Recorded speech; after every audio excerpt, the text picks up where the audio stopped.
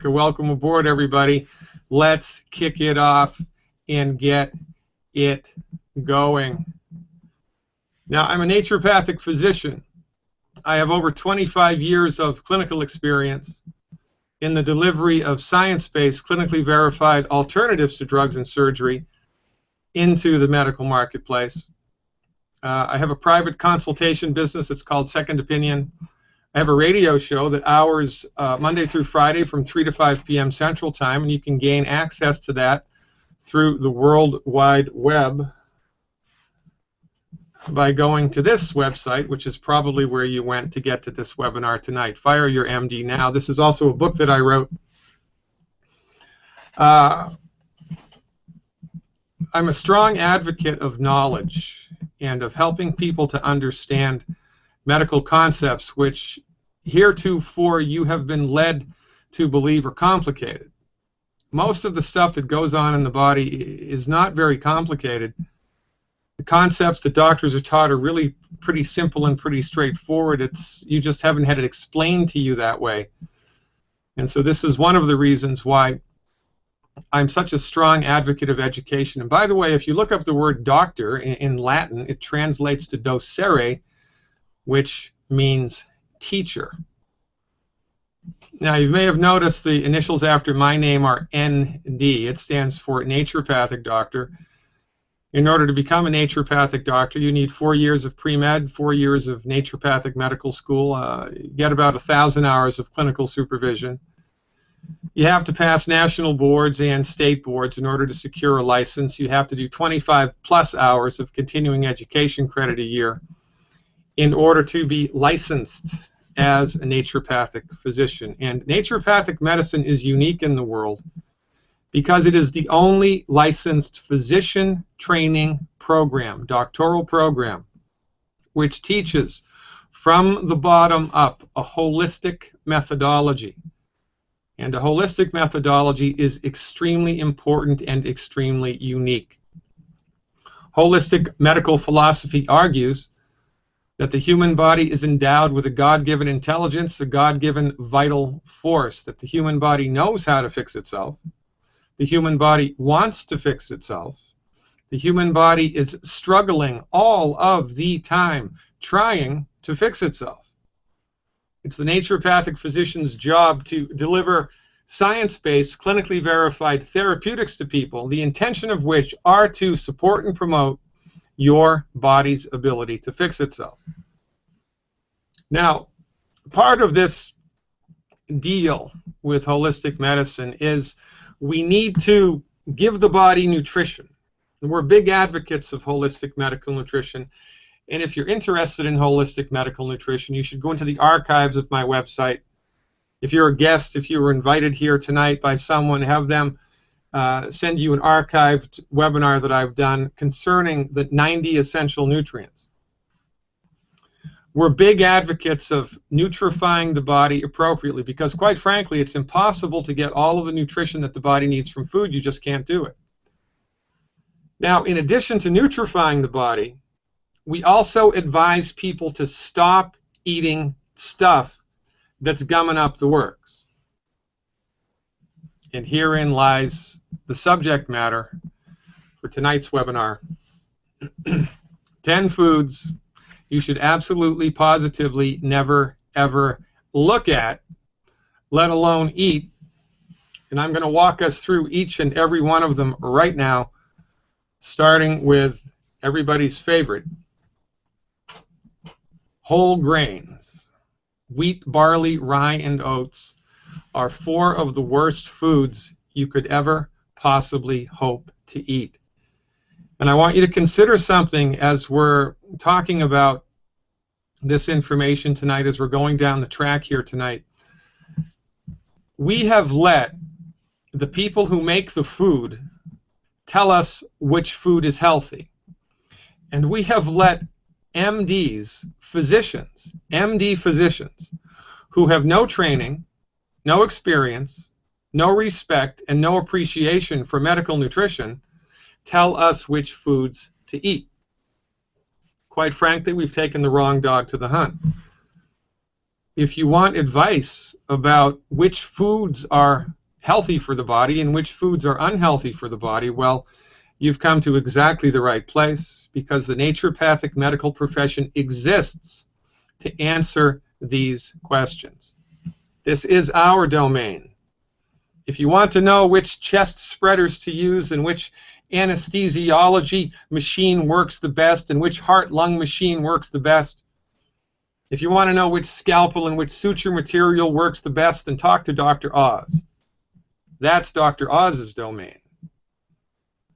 If you'd like to know about science-based, clinically verified alternatives to drugs and surgery with an emphasis on medical nutrition, you want to talk to us, naturopathic physicians. So let's get into it without any further ado. 570 people now in the house. Welcome aboard, everybody. Does my heart good to see so many people from all over the world huddling around this campfire. The problem with wheat, barley, rye, and oats is the protein in the grain. The protein in the grain is called gluten. Gluten is a collective term for the protein that's found in wheat, barley, rye, and oats. Gluten is the stuff that makes flour from wheat, barley, rye, and oats rubbery and flexible.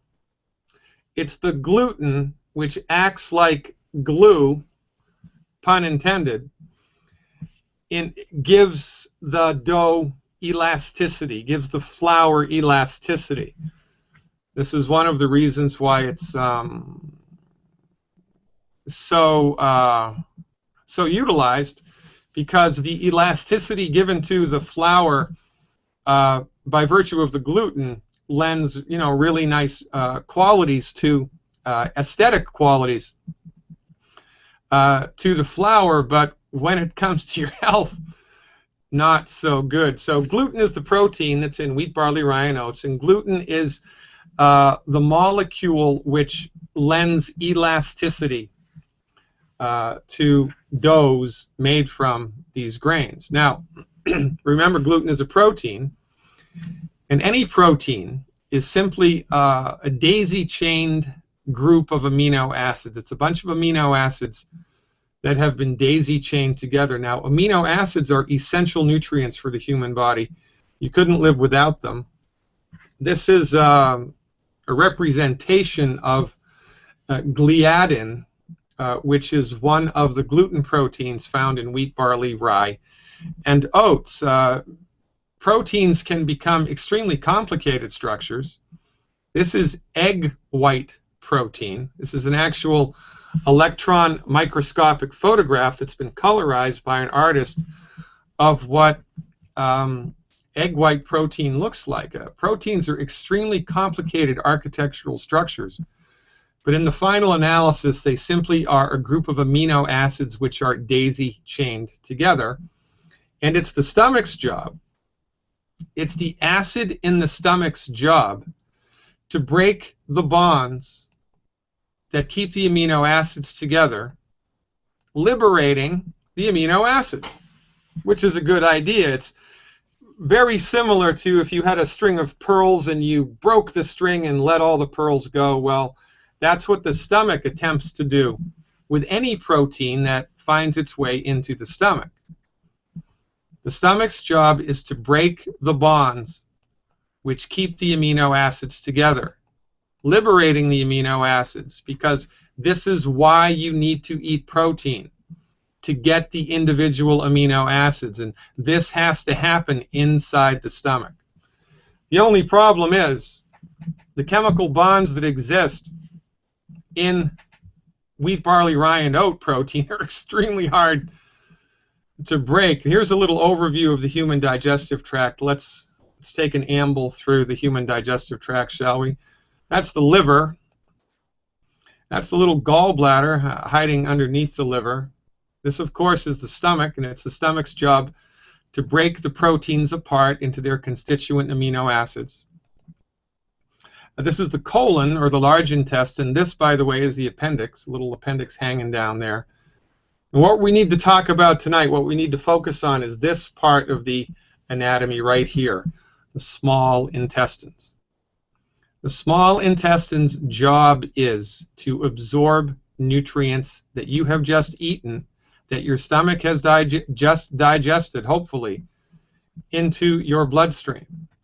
Now, this is what the small intestine looks like if you were to cut it in half. It's a tube populated with millions of tissue called villi. And you see on the left-hand part, it looks like a plush rug inside of the intestinal tract. Well, if you zoom in on that, on those protruding structures inside the intestinal tract, they're called intestinal villi. And it is the job of the intestinal villi to absorb the molecules of food that you have just eaten and bring them into the bloodstream. That's the job of the intestinal villi. It's the job of the stomach to dissolve everything that you just swallowed into a liquid. The stomach is basically a big bag of acid, And when everything is working the way that nature intended it to, the acid in the stomach dissolves whatever it was that you just swallowed into a liquid.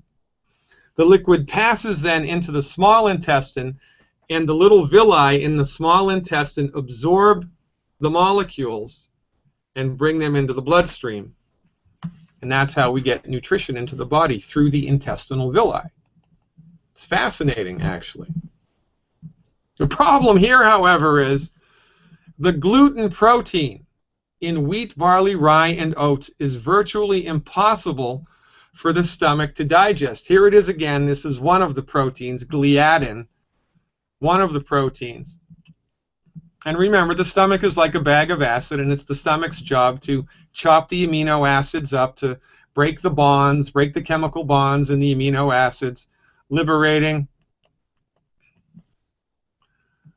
the individual consistent amino acids. But the acid in the stomach can't do that. So rather than having individual amino acids now trying to be absorbed by the intestinal villi, you don't. You have an entirely intact, long, complicated architectural protein that the villi try to absorb. And that leads to nothing but trouble. When the intestinal villi attempt to absorb an undigested protein, they become destroyed. The villi become destroyed. Now, is that good or is that bad? That's bad. Now, depending upon the level of destruction of the villi, you will come down with irritable bowel, ulcerative colitis, Crohn's disease, inflammatory bowel disease, etc., etc., etc. All of these illnesses, from the holistic point of view, are reflections of the same metabolic process, just different levels of destruction, different amounts of destruction. And by the way, there are billions of villi and microvilli in the intestinal tract, all of which are under the sway of whatever you just ate. And so depending upon your particular sensitivity to the gluten molecule, depending upon your stomach's ability to digest it or not, usually not, every time you eat wheat, barley, rye, and oats, you're going to destroy the villi, which is one of life's greatest ironies. This means the staff of life, whole grains, are one of the worst foods you can eat, because when you eat them, they destroy the villi, which leads to malabsorption, which, if you've listened to me, if you've followed me long enough, you will know malabsorption is the genesis of all chronic disease. You don't have high blood pressure because you have a bad gene. You don't have arthritis because you have a voodoo curse. You don't have fibromyalgia because you're getting older. Chronic diseases are rooted in nutrient deficiencies. Period. Your body has run out of the nutrition it needs in order to optimize its structure and function. No different than your automobile. If your automobile runs out of oil, the engine seizes. Is there anything wrong with the engine? No. You just ran out of oil.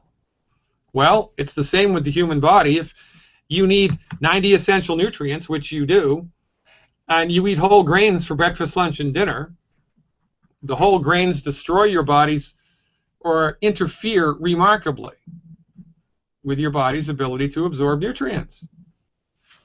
And if this information is compelling to you, just this information about wheat, barley, rye, and oats can save people's lives. I have a free video. It's on my website called Against the Grain. I recommend that you send it to everybody in your life because everybody needs to stop eating wheat, barley, rye, and oats.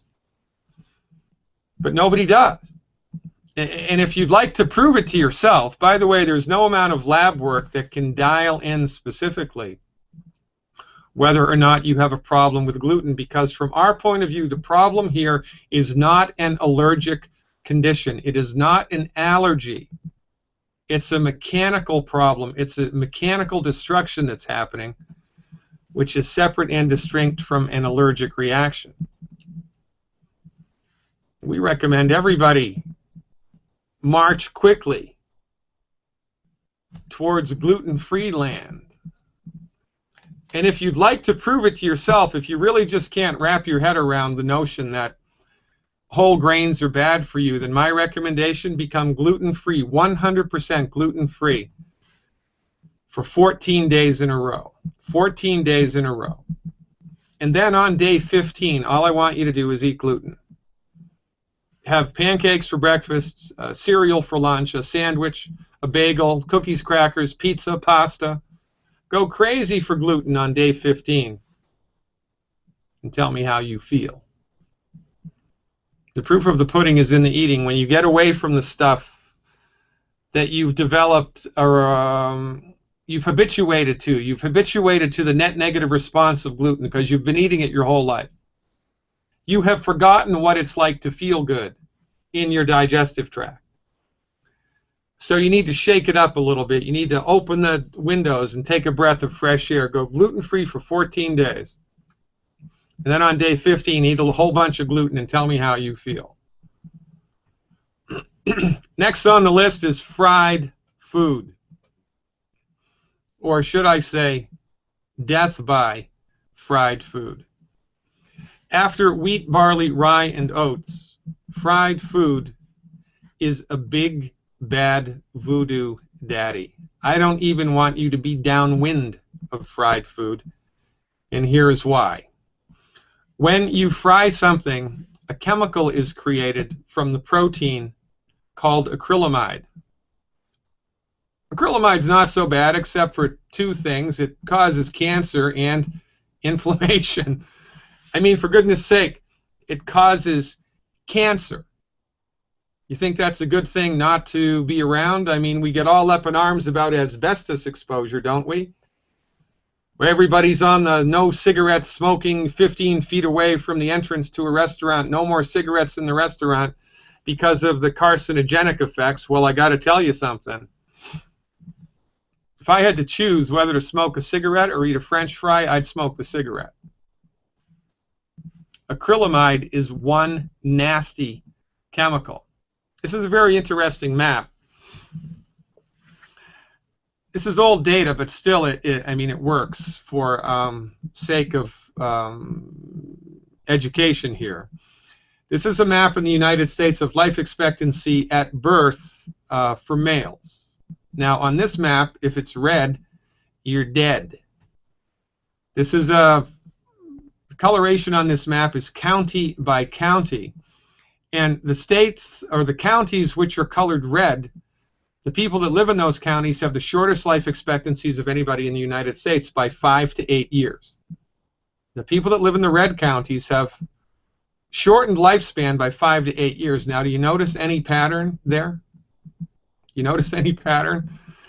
It's the Confederate South, the old Confederate South, and a couple of Indian reservations in the West, a couple of Native American reservations in the West. What is different in this part of the world that's different than the rest of the United States. It's the same education, it's the same hospitals, it's the same doctors, it's the same drugs, it's the same water, it's the same sewage systems, it's the same food. Well, not so much. Because I don't know if you've ever been to the South. I love the South. The people in the South are the kindest, nicest people I've ever met. But everybody in the South eats fried food for breakfast, lunch, and dinner. And when you eat fried food for breakfast, lunch, and dinner, you're going to die, sucker. But before you die, you're going to suffer. Then you're going to lose all your money to these guys. And then you're going to die. Through nothing other than lack of knowledge. I mean, for goodness sake, this guy's been dead for what, 30 years, and he's still killing people. I mean, French fries and fried chicken, they shoot me now. This is why people in the Confederate South and on Native American reservations have the shortest lifespans of anybody in the U.S. It's because of fried food consumption and the acrylamides. Fried food literally will shorten your life. It will kill you. It will kill you slowly. Look, you stop smoking cigarettes. That's a good thing. You know, you cleaned up the schools so in the workplace so there's no more asbestos. That's a good thing. You get down into the coal mine now, you've got a respirator so you don't get black lung. That's a good thing. But one more thing we need to do as a nation is eliminate fried food completely. I don't even want you to look at fried food. Zero tolerance for anything fried. I do not care what it is. If there is fried in the label, fried rice, stir-fried organic vegetables harvested by Trappist monks under a full moon while they're chanting, I don't care. It's fried. You're going to die. Don't eat it. Unless, of course, you want to shorten your lifespan, then go for it. My people are destroyed by lack of knowledge. By the way, who told you to eat this stuff? People that make it. That's who told you to eat it. Now, here we go. Everybody's favorite olive oil. In addition to fried food, olive oil is a bad substance. It is a bad substance for human consumption. Why did we get on the olive oil kick in the first place? Remember what started that? It was the Mediterranean diet, right? Researchers went around the Mediterranean and they saw that people who lived on the coast of the Mediterranean had significantly longer lifespans than people that lived inland. And they figured, well, it must be what they eat. So what do people in the Mediterranean coast eat? Because they live longer. That's the whole deal with the Mediterranean diet. You're supposed to live longer. Well, they eat fish, nuts, vegetables, cheese, whole wheat bread, red wine, and olive oil. Because of their inclusion of olive oil in the Mediterranean diet, because of the inclusion of olive oil in the Mediterranean diet, the world went crazy. The horse was out of the barn, and the world went crazy for olive oil. It didn't hurt that Dr. Oz said it's a great thing to eat. It didn't hurt that the olive oil industry said it's a great thing to eat. Everybody took that ball and ran with it, and nobody studied the data except my colleague, Dr. Wallach. Nobody took into consideration the Sardinian variable. Now, here's a map of the Mediterranean. You see there's Spain and Gibraltar and North Africa. And way over in the right-hand corner is Italy.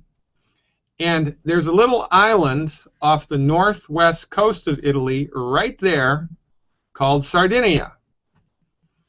Now, as far as longevity is concerned, the Sardinians were the longest lived people in the Mediterranean by another 5 years. They lived 5 years longer than the people on the coast who followed the Mediterranean diet.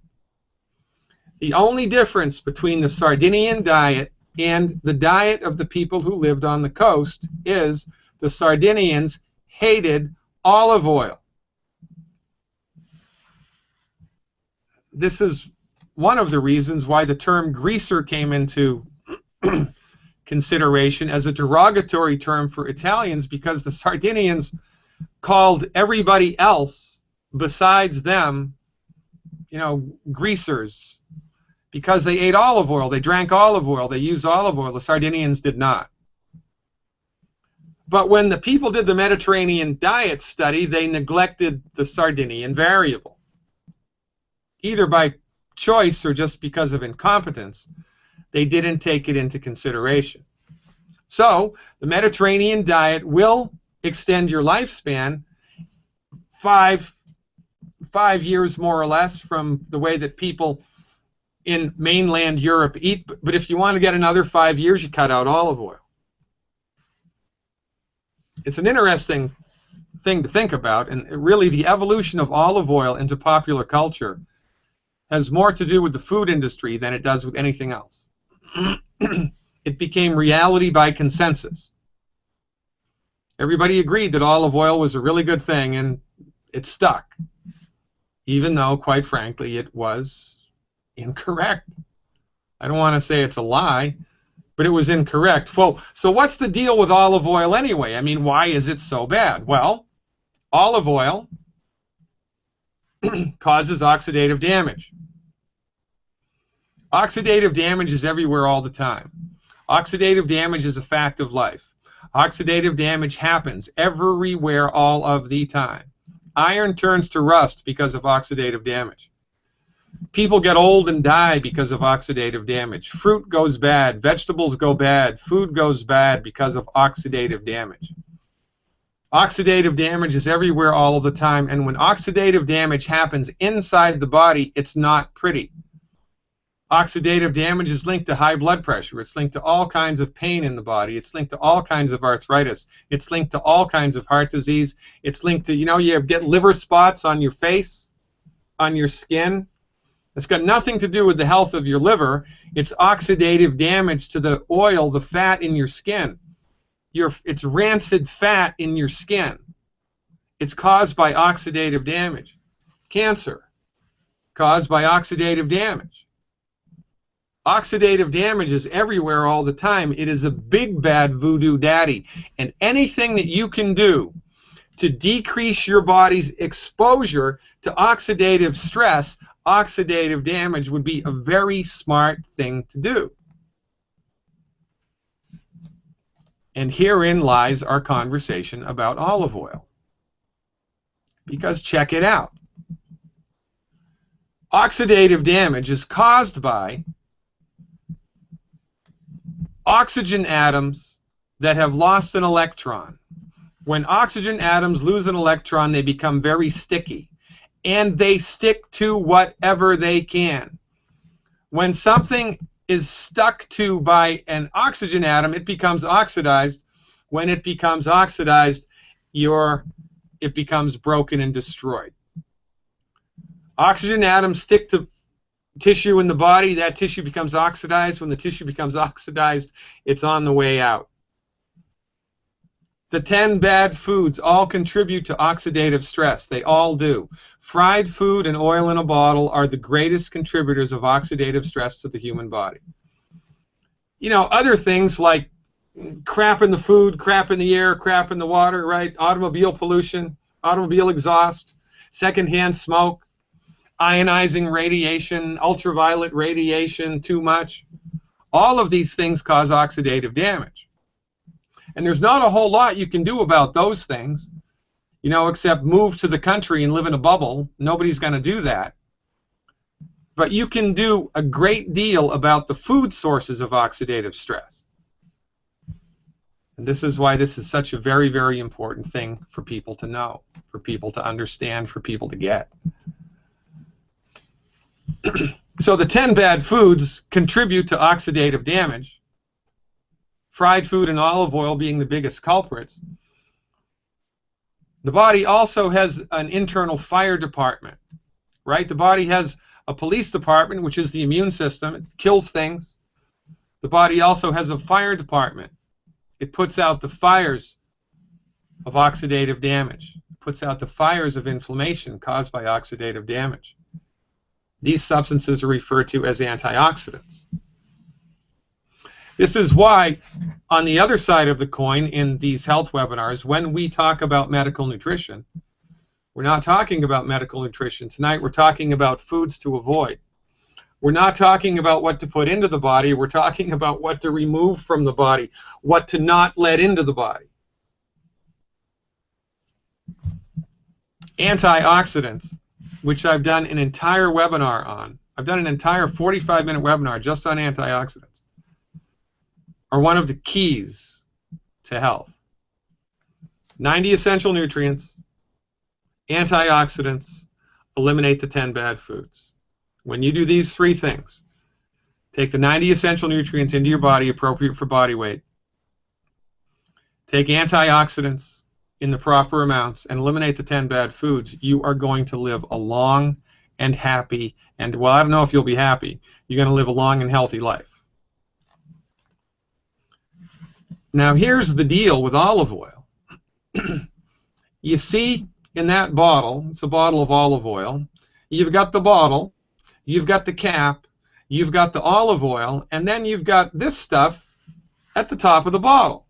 Well, what is that? That's air. What does air have in it? Oxygen. What does oxygen do? It oxidizes things. So olive oil oxidizes with time. You have no idea how long it's been sitting on the shelf. You have no idea how long it was in the truck. You have no idea how long it was sitting at the distribution center before it got on the truck, before it got into the supermarket. By the time you open the top of that bottle, it could be completely oxidized. And regretfully, there's no real down and dirty, easy way to measure how much oxidation has happened in the oil. So to err on the side of caution, we say, don't eat it. Don't use it. Follow the Sardinians, not the olive oil industry. Now look, oxidation is all about time.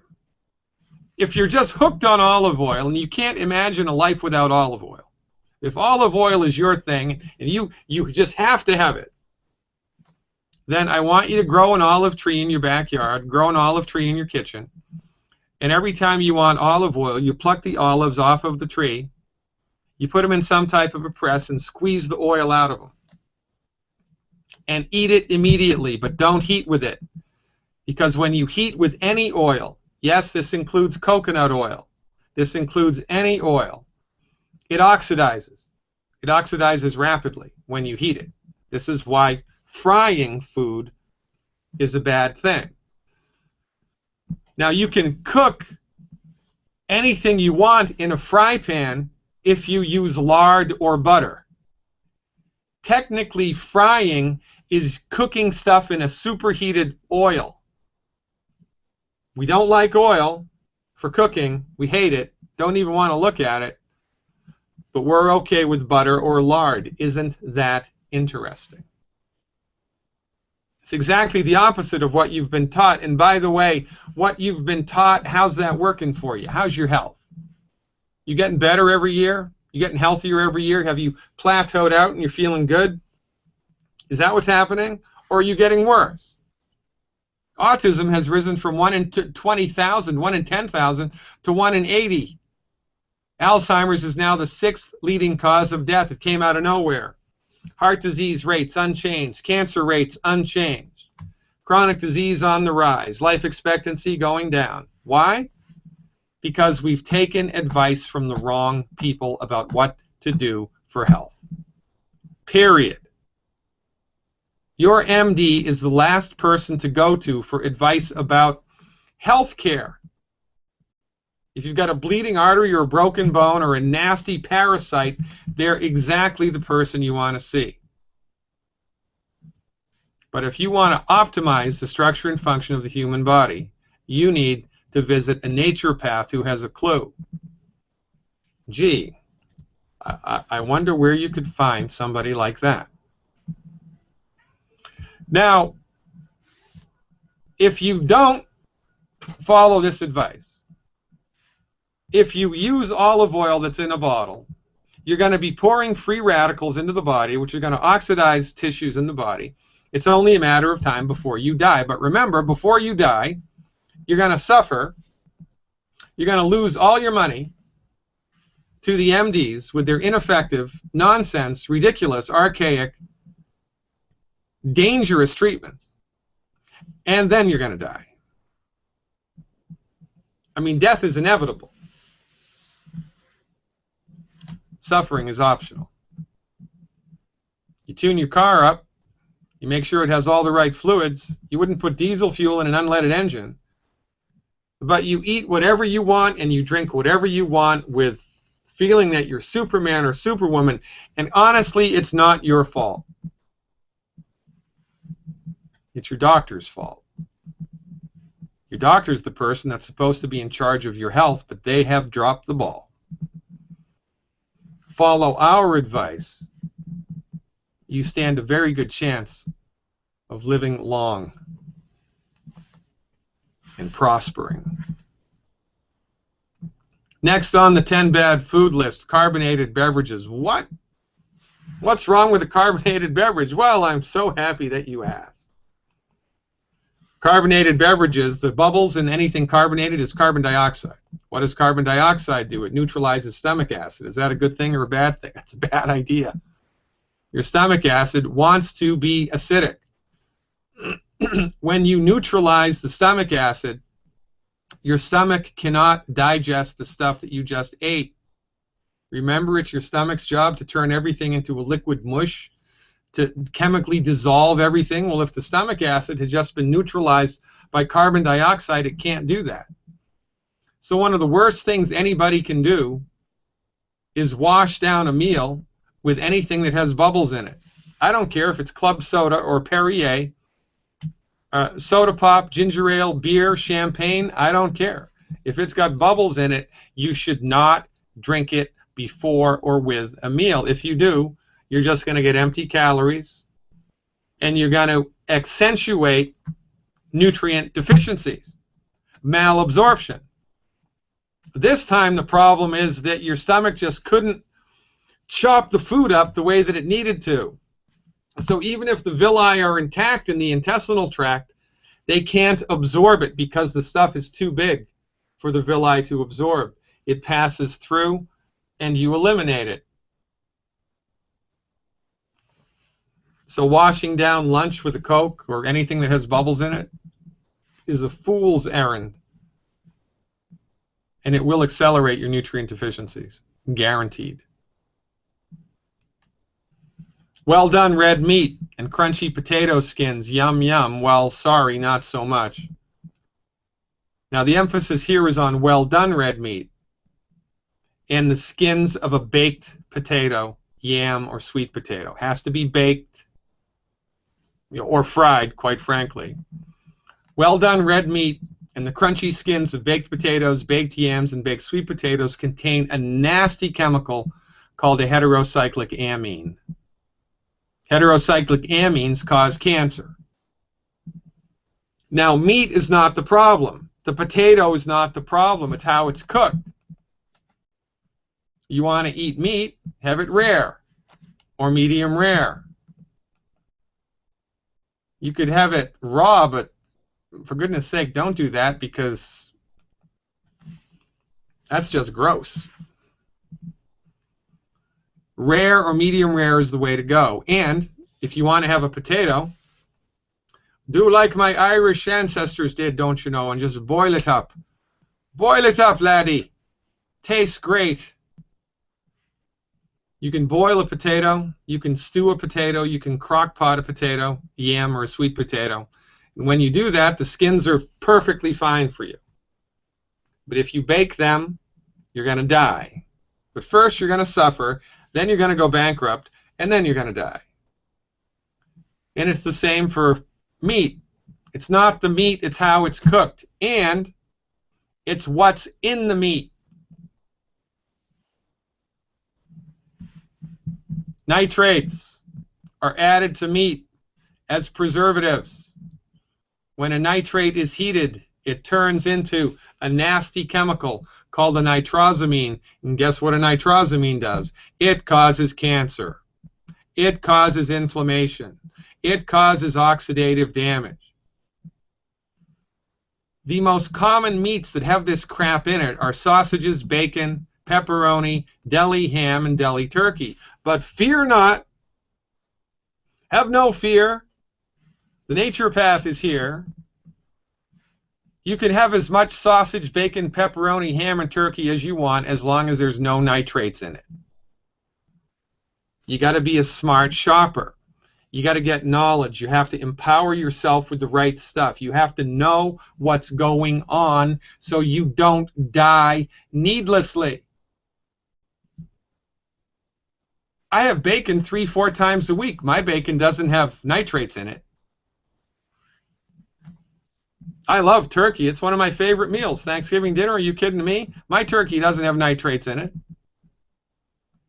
You can find these meats without nitrates. By the way, if there's a Whole Foods in your neighborhood, one of Whole Foods' things is all of the meat that they have is nitrate-free. So get a clue and make a big difference in your life moving forward. This is the list, right?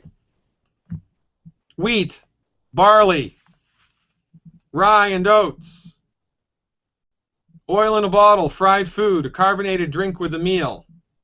Don't look at them, let alone eat them. Stop eating them. Well done red meat, stop it. Bad dog, no biscuit. Meat with nitrates. And the skins of baked potatoes, yams, and sweet potatoes. Stop it. Don't do it.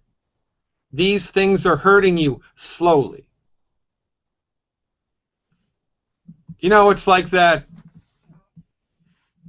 thing that they told every medical student is told this. If you get a pot of water, room temperature water, and you put a frog in it, and you slowly start to boil it, the frog will stay in the water until it boils to death because it gets used to the rising heat, habituates to it. But if you throw a frog in boiling water, it jumps right out. Well, guess what? You have habituated to feeling crappy because your entire life you've been eating these foods all of the time, which is why everybody is sick. You kidding me? The all-American meal. Well, let's look at what we've got. We've got a wheat bun. We've got a well-done hamburger. We've got American cheese, which is solidified oil. There's mayonnaise on that hamburger, which is solidified oil. There's French fries and a Coke. The breakfast of champions. The only thing good in that sandwich is the tomato and the lettuce and the ketchup. The tomato and the lettuce and the ketchup. That's it. And maybe the ice that's in the glass of Coke. But nobody knows this. I mean, you wouldn't feed your child arsenic. You wouldn't feed your child bugs. You wouldn't feed your child, you know, milk that had gone sour. But you're only too happy to give him French fries. You're only too happy to give him fried chicken. Only too happy to let him have a Coke as long as it's a Diet Coke. It's nonsense. My people are destroyed by lack of knowledge. This is our gross national product. Unbelievably bad health generated by a medical profession that is not concerned with what causes disease, a medical profession that does not practice health care, a medical profession that practices disease management in a profit-based system, exclusively using drugs and surgery to manage the problem, not to cure the problem. And we take advice on what to eat from the people who make the food. Everybody is sick. And this is half of the reason why. Now, we exist as a grassroots coalition of the informed through the agency of the Youngevity Corporation. Youngevity is an international, United States-based international nutritional supplement network marketing company, the intention of which is to grow a grassroots coalition of the informed. People who, like you, are sick and tired of being sick and tired. They don't know what to do. They know there must be a better way. And we in Youngevity bring to the marketplace information about science-based, clinically verified, holistic medical solutions, the intention of which are to support and promote your body's ability to fix itself. And that beats a poke in the eye with a sharp stick. Now, there are two ways you can work with Youngevity. You can work with Youngevity as a customer. You can work with Youngevity as a member. And if you join Youngevity as a member, we will show you how to make yourself wealthy while you're making your relatives and everybody in your community healthy. Every army needs to be paid. We're a non-militant education army whose mission is to end human suffering and to change the way that medicine is disseminated in the free world. Quite frankly, it's not too lofty a goal, is it? If you stick around Youngevity long enough, you will see testimonials that will bring you to tears. Now, Youngevity is a grassroots coalition. It's a coalition of the informed. It's a network business. And there are different distributors all around the world with their own unique positions inside the company. If you were brought to this webinar by a member of Youngevity and you're interested in what we talk about and you would like to know more, get with the person who brought you here and have them show you what Youngevity is up to. Have them show you the health opportunity. Have them show you the business opportunity.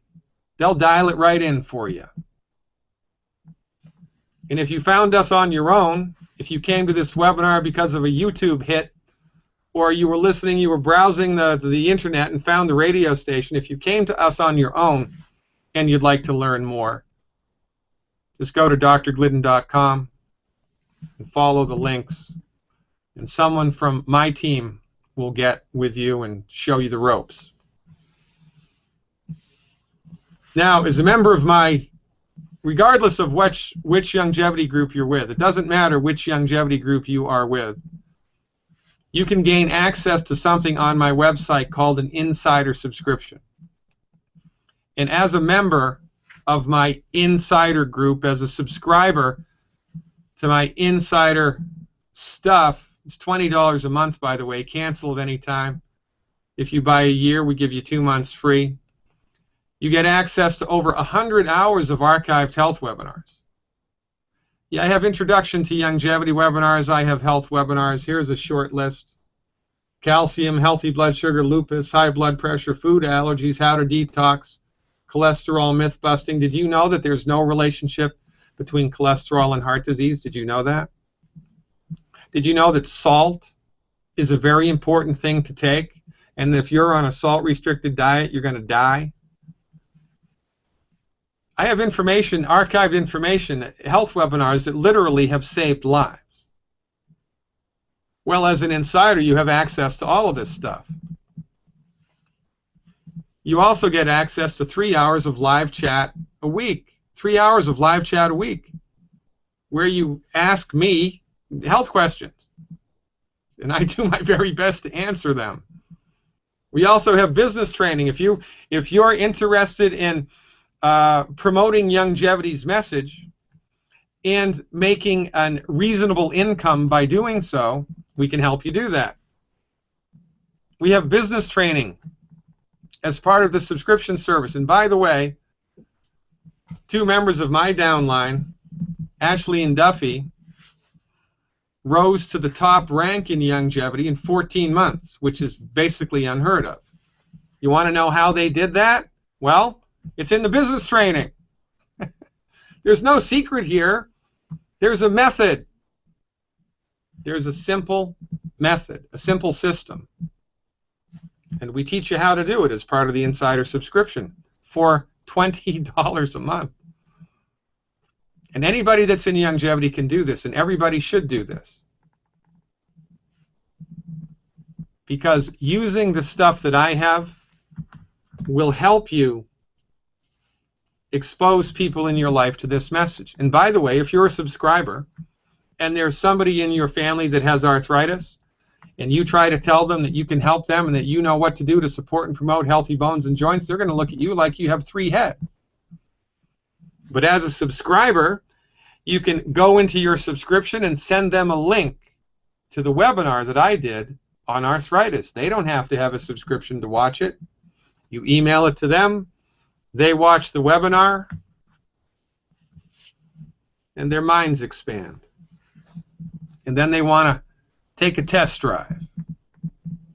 That's the wonderful thing about Youngevity, because when people try it, they love how they feel. It's like never fail fudge. The Insider subscription service that I offer forwards your ability to have a successful Youngevity business. It's a great tool. I mean, we stand on our laurels. The proof of the pudding is in the eating. I've got DVDs if you're technologically challenged and you don't really know what the heck is up with the internet yet. I have DVDs, 2 sets of DVDs that have health topics. You can lend them to people in your life. Healthy bones and joints, healthy blood sugar, a strong body without cancer, cholesterol myth busting, fibromyalgia, stroke. Are you kidding me? This stuff is awesome. Avail yourself of it. To take it for a test drive, check it out. And because of tonight's worldwide webinar, we have a special. Tonight's special. If you purchase my double box DVD set, you will get the book that I wrote, The MD Emperor Has No Clothes, for free. You'll get it for free. That's my double DVD box set. You get both version 1 and version 2. You'll get my book for free, and the first 6 people get a signed copy of the book. I have 6 signed copies of the book left. This is a limited time offer. Normally, this stuff is $337.76 if you bought it separately. For a limited time, we're offering it for $297. $297. Ladies and gentlemen, we're up against it, and we're up against it hard all around the world. People are suffering needlessly for simple lack of knowledge. We've taken the wrong dog to the hunt. We've gone to an allopathically trained reductionistic MD who really is only best suited for surgery and trauma care, and that's really what they're good at. That's really what they're good at. That's the domain of the MD. But when we bring our suffering bodies to an MD and we have a chronic health condition, all that they can give us is prescription medications, the intention of which isn't to cure the illness, but to manage the symptoms. And then what do you know? They give us whole grains and olive oil and fried food and well-done steak. They might as well just push us over a cliff to our doom. If you hang out with us, long enough, you're going to feel motivated.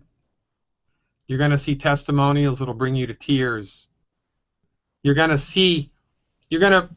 affiliate yourself with a group of like-minded individuals. And you know, this is one of the cool things about longevity, because it doesn't matter what religion you are, it doesn't matter what political persuasion you are, it doesn't matter what nationality you are, it doesn't matter. Human suffering is a worldwide phenomenon, and people that are holistically oriented come from all walks of life, and they come here to get information, to save lives. They come here to enjoy the fellowship of like-minded human beings from all around the world. We're up to a big thing here, ladies and gentlemen, helping people to optimize the structure and function of their bodies with good new-fashioned medical nutrition. Until we meet in person, I remain your steadfast advocate for health, Dr. Peter Glidden. Thank you so much for your time. Please visit the website. We have a link on the website for this special webinar deal. We have a link on the website for everything. And check out the radio show. If you like the information that was given here tonight, check out the radio show. Monday through Friday from 3 to 5 p.m. You can listen to it through the internet anywhere in the world. That's also on my website, fireyourmdnow.com. Until we meet in person, I remain your steadfast advocate for health, Dr. Peter Glidden, wishing you peace and long life. Dr. Glidden over and out. Thanks so much for your time. Hope you learned something.